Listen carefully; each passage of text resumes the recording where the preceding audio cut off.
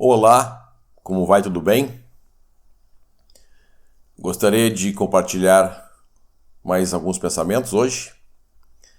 Logo que eu me converti, no início da minha conversão, eu recebi uma dica muito preciosa de um colega de trabalho, que também é irmão, compartilha a mesma fé em Cristo Jesus. E essa dica me ajudou bastante logo no início, que eu estava iniciando a caminhada com o Senhor Jesus e nenhum conhecimento das Escrituras. Estava tendo meus primeiros contatos com a leitura da Palavra de Deus. Eu gostaria de compartilhar com os irmãos essa dica que me foi muito útil. Esse irmão me disse para mim não buscar revelações, profecias, sinais, curas, essas coisas que acontecem principalmente no meio pentecostal. E hoje eu vejo que foi uma dica muito valiosa. Gostaria de ler alguns versículos com vocês. Primeiro versículo em 1 Coríntios, capítulo 14, do versículo 26 ao 29. Que fareis, pois, irmãos, quando vos ajuntais? Cada um de vós tem salmo, tem doutrina, tem revelação, tem língua, tem interpretação. Faça-se tudo para edificação. E se alguém falar língua estranha, faça-se isso por 2 ou quanto muito 3. E por sua vez, e haja intérprete. Mas se não houver intérprete, esteja calado na igreja, e fale consigo mesmo e com Deus. E falem 2 ou 3 profetas, e os outros julguem.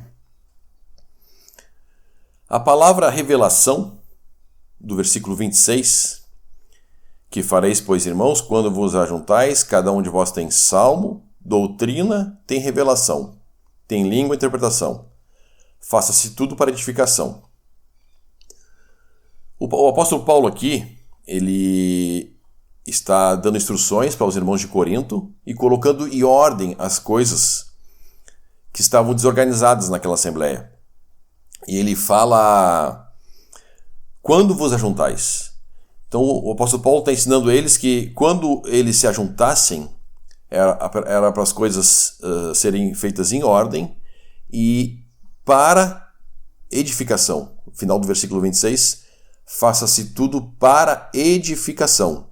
Edificação é o crescimento dos santos. Em amor, crescimento em graça, conhecimento na doutrina. Edificação é aprender de Deus Pai e aprender do Senhor Jesus através da palavra de Deus. E Deus usa os dons dados ao corpo de Cristo para isso. Mas eu não gostaria de entrar nesse assunto hoje. Eu gostaria de me ater à palavra tem revelação. O que quer dizer esse tem doutrina, tem revelação, tem língua, tem interpretação? Tem revelação. O que seria isso, revelação? Essa palavra revelação no grego é apocalipsis. Primeira definição: ato de tornar descoberto, exposto. Uma revelação de verdade, instrução, concernente a coisas antes desconhecidas. Então, essa revelação que existia no meio dessa igreja de Corinto era sobre a doutrina que estava sendo ainda revelada pelo Espírito Santo à igreja. No início do testemunho, eles não tinham o Novo Testamento, o cânon do Novo Testamento completo. Então, Deus, o Senhor Jesus, como cabeça da igreja, utilizou os apóstolos e os profetas do Novo Testamento para revelar as doutrinas concernentes agora esse novo testemunho que se iniciou em Atos 2, o testemunho da igreja.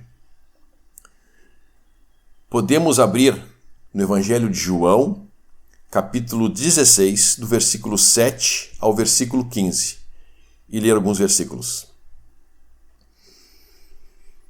Todavia, digo-vos a verdade, que vos convém que eu vá, porque se eu não for, o Consolador não virá a vós, mas se eu for, enviá-lo-ei. E quando ele vier, convencerá o mundo do pecado, e da justiça e do juízo. Do pecado, porque não crê em mim. Da justiça, porque eu vou para meu Pai, e não me vereis mais. E do juízo, porque já o príncipe deste mundo está julgado. Ainda tenho muito que vos dizer, mas vós não podeis suportar agora. Mas, quando vier aquele Espírito da verdade, ele vos guiará em toda a verdade. Porque não falará de si mesmo, mas dirá tudo o que tiver ouvido, e vos anunciará o que há de vir. Ele me glorificará, porque há de receber do que é meu, e vô-lo há de anunciar. Tudo quanto o Pai tem é meu, por isso vos disse que há de receber do que é meu, e vô-lo há de anunciar. O Senhor Jesus, no Evangelho de João, nesse capítulo 16, ele está falando da vinda do Espírito Santo. Ele está mencionando essa vinda porque era futura ainda. O Espírito Santo foi enviado depois da glorificação do nosso Senhor Jesus. E interessante que no versículo 12 e 13, olha como o Senhor ressalta algumas coisas. Versículo 12. Ainda tenho muito que vos dizer, mas vós não podeis suportar agora. Versículo 13. Mas quando vier aquele Espírito da verdade, ele vos guiará em toda a verdade. O Espírito Santo, após a sua vinda, em Atos 2, onde foi o início do testemunho da igreja, ele começou a revelar essas verdades que os discípulos não poderiam suportar, como o Senhor fala no versículo 12. Mas vós não o podeis suportar agora. Por quê? Porque após Atos 2, o Espírito Santo veio habitar em cada crente, em cada pessoa que crê e recebe o Senhor Jesus como Salvador. E agora está apta pelo próprio Espírito Santo a entender as coisas que o Espírito revelou a eles no início do testemunho. Então, os versículos que nós lemos sobre revelação, em 1 Coríntios 14, está mencionando isso. A doutrina sendo revelada no início do testemunho, porque os apóstolos, eles não eram onipresentes. Então Deus levantou profetas nas assembleias locais para dizer a mesma coisa do que o apóstolo Paulo estava falando no lugar que ele estava, trazendo assim o fundamento da doutrina, o fundamento da doutrina como nos fala na carta de Efésios. O aspecto da revelação hoje, nos nossos dias, nós podemos observar em 1 Coríntios 14, versículos 24 e 25. Porque hoje o Espírito não precisa revelar nada novo, nós já temos o cânon completo. Então o Espírito age de uma forma diferente, como nós podemos observar nesses dois versículos. 1 Coríntios 14, 24 e 25. Mas se todos profetizarem e algum indouto ou infiel entrar, de todos é convencido e de todos é julgado. Os segredos do seu coração ficarão manifestos. E assim, lançando-se sobre o seu rosto, adorará a Deus, publicando que Deus está verdadeiramente entre vós. A palavra profetizar hoje, após a revelação estar completa, é falar a palavra que já está revelada. O profetizar aqui não é no mesmo caráter de revelação que se teve no início. O profetizar agora nesse contexto do versículo 24, é falar a Escritura que nós temos em mãos hoje. É ler as Escrituras, mencionar as Escrituras, aplicar as Escrituras, explicar as Escrituras, esmiuçar as Escrituras. Esse que é o profetizar hoje. Não tem nem um contexto com adivinhação, revelação do futuro. Não é isso que está dizendo aqui. Podemos ler mais um versículo para esclarecer esse contexto? Hebreus capítulo 4, versículo 12. Porque a palavra de Deus é viva e eficaz, e mais penetrante do que qualquer espada de dois gumes, e penetra até a divisão da alma, e do espírito, e das juntas e medulas, e é apta para discernir os pensamentos e intenções do coração. Muito interessante. A palavra de Deus é apta para discernir os pensamentos e intenções do coração. A palavra de Deus, ela é revelada por Deus e ela é poderosa a esse ponto. E no contexto de 1 Coríntios 14, 25, olha o que fala nisso do versículo. Os segredos do seu coração ficarão manifestos. Não é adivinhação do futuro e nem do passado da pessoa. Coisas internas do seu coração que ela e Deus sabem somente. Pensamentos, mágoas, pecados, talvez. O que Deus quiser tratar com alguém, a palavra de Deus, ela é apta para isso. A mesma palavra, ela pode edificar, ela pode consolar e pode exortar. Confiemos mais no poder que a palavra de Deus tem. Eu gostaria de frisar agora um outro aspecto, o mau uso, a má interpretação desse contexto que nós acabamos de ler, no meio pentecostal. Acontece um desvio muito grande do objetivo de Deus em relação à revelação do início do testemunho e em relação a como usar e aplicar a palavra de Deus hoje, no sentido de revelar as intenções do coração.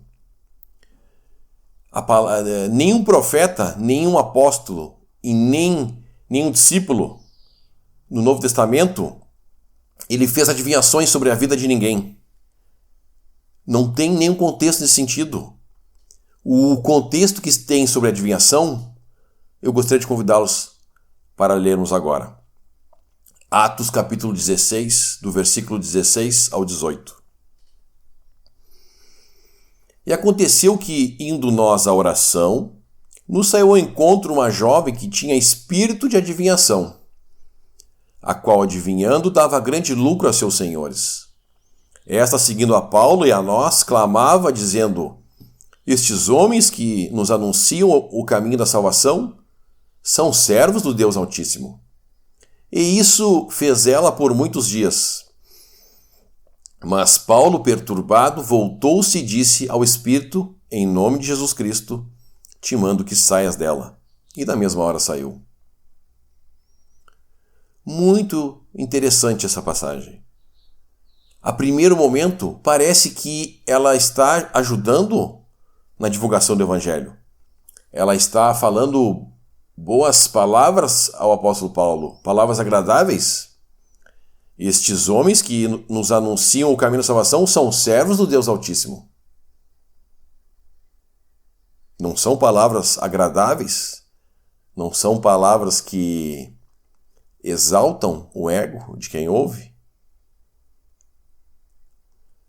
O Espírito Santo está aqui, como nós lemos em João 16, versículo 13. Mas quando vier aquele Espírito da verdade, ele vos guiará em toda a verdade, porque não falará de si mesmo, mas dirá tudo o que tiver ouvido e vos anunciará o que há de vir. Ele me glorificará, porque há de receber do que é meu e vou-lo há de anunciar. O Espírito Santo está aqui para glorificar uma pessoa, o Senhor Jesus. Esse é o objetivo do Espírito Santo, um dos objetivos do Espírito Santo. Aqui, além de revelar a verdade para aqueles que são do Senhor, aqueles que creem, outro objetivo do Espírito Santo é glorificar o Senhor Jesus. Note bem como essa jovem, ela está exaltando o Senhor Jesus ou ela está exaltando Paulo? Estes homens que nos anunciam o caminho da salvação são servos de do Deus Altíssimo. Estes homens são servos do Deus Altíssimo. O apóstolo Paulo não vai aceitar essa contribuição maligna no testemunho. Apesar de parecer que ela estava dando um bom testemunho deles, a procedência era maligna. Hoje isso acontece ainda.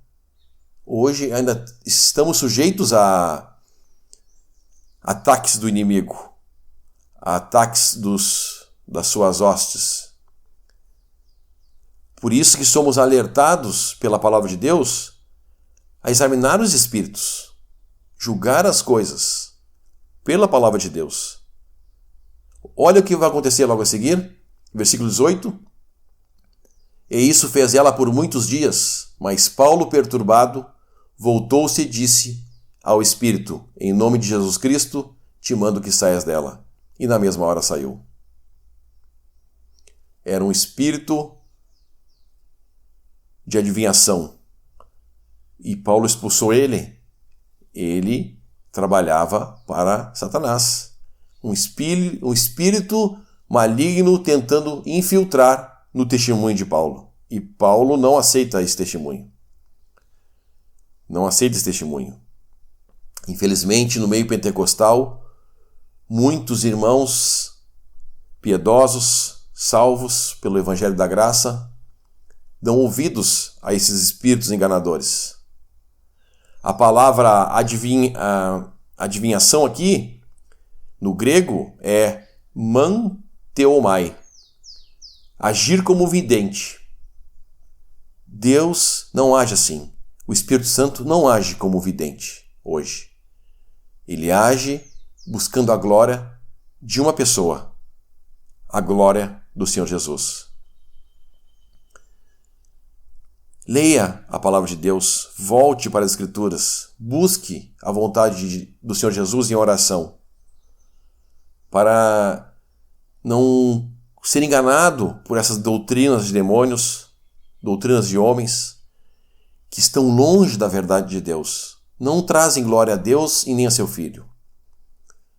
Gostaria de ler um último versículo. 3 últimos versículos. Deuteronômio, capítulo 18, do versículo 20 ao 22. Porém, o profeta que presumir soberbamente de falar alguma palavra em meu nome, que eu lhe não tenho mandado falar, ou o que falar em nome de outros deuses, o tal profeta morrerá. E se disseres no teu coração: como conheceremos a palavra que o Senhor não falou? Quando tal profeta falar em nome do Senhor, e tal palavra não se cumprir, nem suceder assim, esta é a palavra que o Senhor não falou. Com soberba falou o tal profeta. Não tenhas temor dele.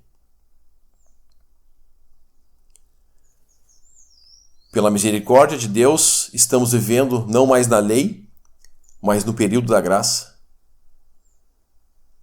Se Deus fosse aplicar hoje essa instrução que temos em Deuteronômio, de alguém a falar alguma coisa futura e não acontecer, versículo 20 fala que o tal profeta morrerá.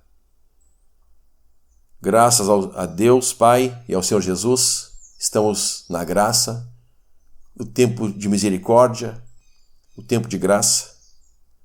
Se você aprendeu dessa maneira, examine as Escrituras diligentemente, busque a verdade.